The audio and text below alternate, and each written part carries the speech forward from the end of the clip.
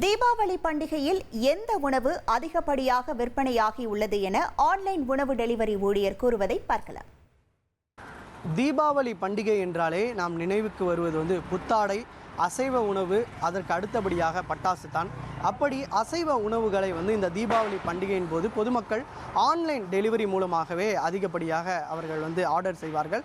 அந்த வகையில் இன்று என்ன மாதிரியான பொருட்கள் ஆர்டர் செய்யப்பட்டிருக்கிறது என டெலிவரி ஊழியரிடமே நாம் கேட்டு தெரிஞ்சுக்கலாம். சார் வணக்கம் சார், இன்று தீபாவளி பண்டிகையில் என்ன பொருள் அதிகமாக ஆர்டர் செய்யப்பட்டது? தீபாவளினாவே ஸ்வீட்டும் நான்வெஜ் ஐட்டங்களும் தான் நிறையா போகும். குறிப்பாக பிரியாணி நிறைய சேல்ஸ் ஆகும். நான்வெஜ்லேயே பிரியாணி நிறைய சேல்ஸ் ஆகும். அது சிறப்பே அதுதான். ஏன்னா நீ தீபாவளிக்கு கிட்டத்தட்ட எல்லாமே சென்னையில் இருக்கிற 90% பீப்புள் வெளியூருக்கு வராங்க.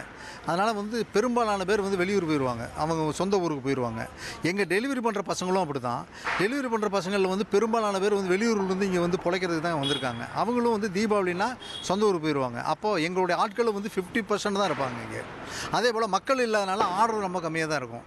இன்றைக்கி ஸ்பெஷல்னு சொன்னால் ஸ்வீட்டும் நான்வெஜ் மட்டும்தான்.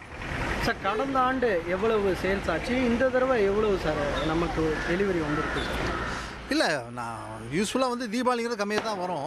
பெரும்பாலும் ஒரு நாளைக்கு ஒரு 20 ஆர்டர் எடுக்கிறேன்னு வச்சுங்களேன். அதில் குறைஞ்சது 10 ஆர்டராவது பிரியாணி ஆர்டராக தான் இருக்கும். மத்திய பிரதேச மாநிலம் ஜபல்பூரில் நர்மதை ஆற்றின் கரைகளில் தீபங்களை ஏற்றியும் ஆரத்தி எடுத்தும் தீபாவளி பண்டிகையை பொதுமக்கள் கொண்டாடினார்கள்.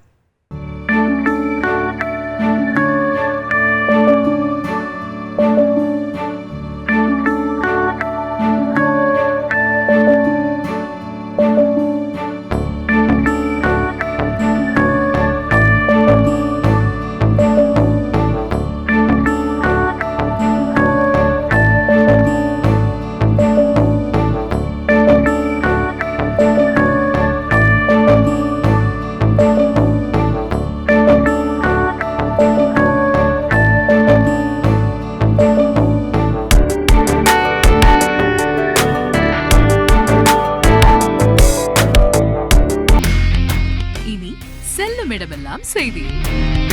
தந்தி டிவியின் வாட்ஸ்அப் சேனலை ஃபாலோ பண்ணினா செல்லருக்கும் இடமெல்லாம் செய்தி. இதோ QR கோட், இப்பவே ஸ்கேன் பண்ணுங்க, ஃபாலோ பண்ணுங்க.